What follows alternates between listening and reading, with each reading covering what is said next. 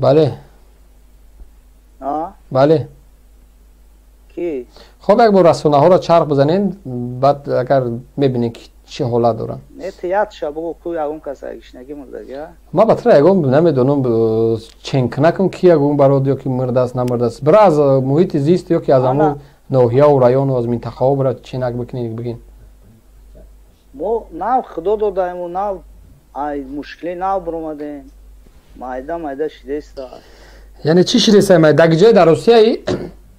همه نگاه که همه 10-20 سال پیش چه بود 10 سال پیش بعد چه شد با 5 سال پس سال بعد 20 سال پیش ما قوای برداشتیم لااقل تاجیک حقی داشت که از ناموس یک زن یک خواهر دفاع کرده بتونه مگر در زمان جنگ شهروندی یا که بعد از تا سال 2010 دیده بودین که یک زن تاجیک چقدر تحقیر میشنوه دیده بودین حتی در زمان شوروی دیده بودین بیا یکم سوال حل میکنم بعد دیموسیم یک آدم در گشنگی مردگه ای پیریوماتون در منم برای اگام جای دیگه بگو سوال حل نمیکنم حل چی گفتی؟ این جنگ میدوزن در روز همین خودت که در مهاجرت اومدی که پدر و مادر از گرسنگی نبرن کنی با معذرت میخوای خونه در روس تازه میکنی همین خودش مردن از گشنگی است خب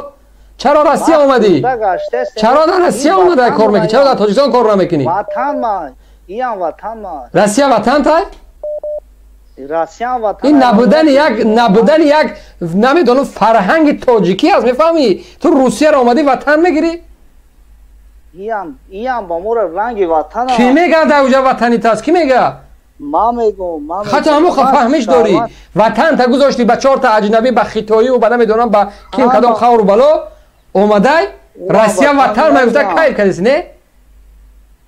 هم وای وطن همی سلامت باشی دیگه تو وقتی غرور و فرهنگ دیگه تو حس وطن دوستی نداری من چی بحث کنم روسیه وطن ما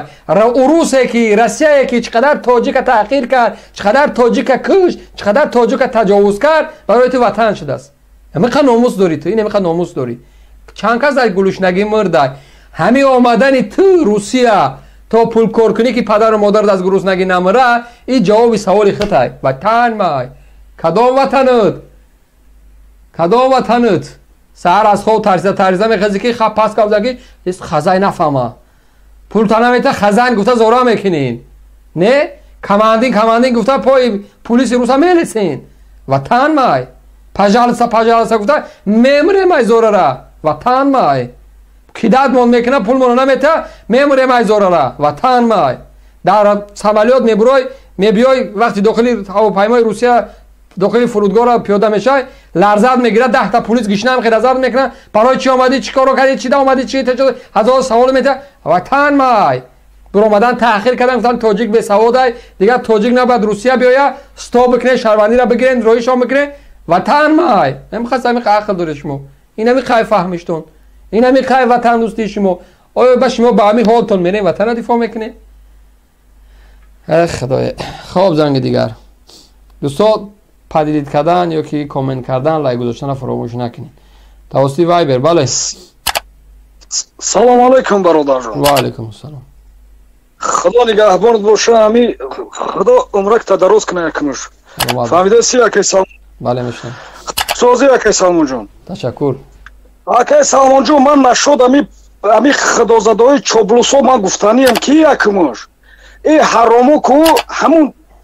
بخشش اگر گروه بشوه کن همین فقط لسیدگیشون رحمان فهمیده سین آخی باید پدرنالت رحمان چیکار کرده یه روسیه ها چوبلوس ها 4 تا 5 تا مرد در یک جمعه شینن گم بزنن ای خدا زدو شما میگن به ناموس این قدر مردمه که در مهاجرت گشته با عذاب گشته با یا به ناموس ای حرامو اولش که یکمش خداونده نه که روز انقلاب سر میشه و بالله قسم تالله قسم همون روز با ما شما را تماشا میکنه که در همون روز بعد شما خیلی یکم جوشو میگریزن برای چی عکسی خودتون نشون نمیتین مرد باشه این رحمانوف دفاع میکنه خدا زدگی یا با نشون بته کنید نشون بتین عکس تا نشون بته یا با عکس تا بینیم تو مرد یا زن گم میزنی فقط دادانتون گپای تمام شما نومردو را بله هیچ خیلی گپ زنیه به ناموسی شما یک ناموس نداره فهمیدهسین او تاجیکستان فقط دزدیه فقط غارتگریه یکمش در همو چی اوزی در شهر خوجان یک مایور میلیسیا در چی کار میکنه اوزی در عدل شهر خوجان کار میکنه وای پیش در کویبش کار میکنه فهمیدهسین امیر ما کیدم گفتانیم که او دیدو گوش کردهسن و ساما گوش کردهسن اکای سالمونجو چند هزار دا گوش کردهسن اوزی همونجا باز یک دقیقه خبردار میبینم 3337 نفر این آنمی قدر مردم ها گفتانی هستم که شما دا گوش کنه رمضان رحیموف والله قسم بگی اگر گپت میگذاشته باشد تو بفهمون مردم کورچیوتا مقاموتا کارگروتا بفهمون که مایور میلیسیایی در شهر خوجان کار میکنه مردم والله قسم در ماشینش نارکوتیک پارتوفتا بیچاره رو پاستاوید کردن $10,000 شکایشدن گرفتن با قریبی مالکی امین اولی ما عکسوشا تو دا پارتوفتگیم که یکی سالمونجو در واتساپ التیماس همون عکسوشا برور مالی باشه ما حتما پیگیری میکنیم برادر همین عکسوشا برور همون مایور ایهوز در عدل شهر خوجان کار کرده سای اوخی یک توی درجه را نمیشه و انسان که نخود یا بیچاره کمبغل و بیچاره عموما نارکوتیک چی بدنشن نمیدونه بیچاره را گرفتن $10,000 شکند در ماشینش نارکوتیک پارتوفتن بیچاره را گفتن که این در ماشین نارکوتیک آخه و بیچاره یک کمبغل و ای کجا میدونه و خودش نارکوتیک چیه و بیچاره $10,000 بیچاره کردیت گرفته دو دای بچهش خرید و آدم باور نکنی بله بله ما خودم ای کویبشوف نه که در چیکانسکی چیوی ما زندگی میکنن باور که ما برای خلقم دیلم میسوزه آخه نخود که تو همی درجه را پسکش شدگی باشه نه آخه تو شما کجا نگاه کردهسین تو همی درجه را شما پسکش شدگی که فقط زبان میره و میویا فقط میلسین او توی درجه را نچیده آخه آدم یکی وجدان پیدا کنین تا کدام درجه را میدونه که شما چند هزار مهاجر در عذاب های مهاجر رو در عذاب های این مهاجر باور که سگ قدر داره و تاجی قدر نداره تاجی در یگان جو قدر نداره باور نکه همین تاجی تماما قدر نداره آخه همین هم وطن داریشی با میگن وطن مای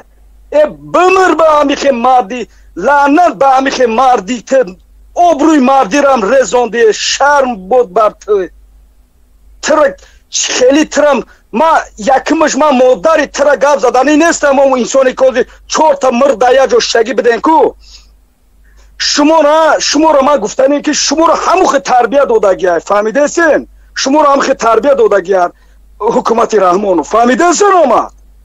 همین گپای مرا ویس همه جو گوش که استنوزی لیکن همین را بفهمه که باور که همین قدمه که میگه که به سواد کو ایرا کی به سواد کدگیه کی به سواد کدگیه رحمان به سواد کدگیه فهمیده زن میره آدمی مردی خیلی میشه کمتر وجدان پیدا کنین کمتر هشیار بشین سرتونه بردونه ایخو بخیزن یه بار ایجا چی گپای یه بار سرتونه بردونه یه بار خش رو گوش کنین بینین شما کجا را نگاه کرده استین خیلی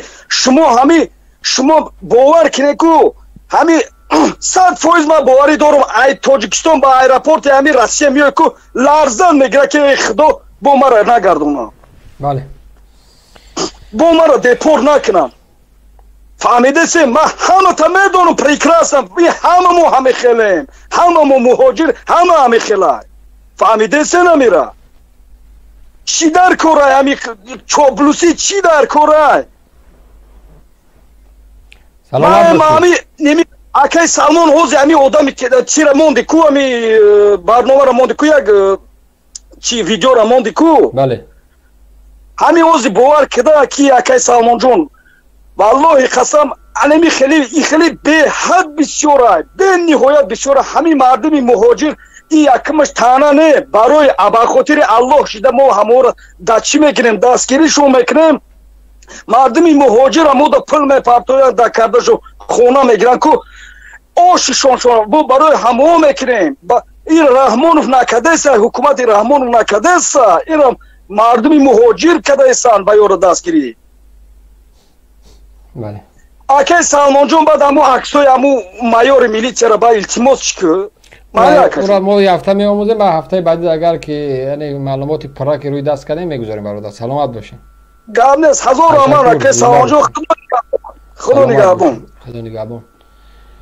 хоб вале дуруст мега дигар гиҷои гапи ҳамеро ман инкор бикунам гиҷои ҳарфоша кадом гапи ноҷо гуфтааст кадом ҳарфе гуфтааст ки ман мумкин ба шумо мега фақат тарафдорӣ аз нафарои худтон мега воқеан дарди дили як миллата мега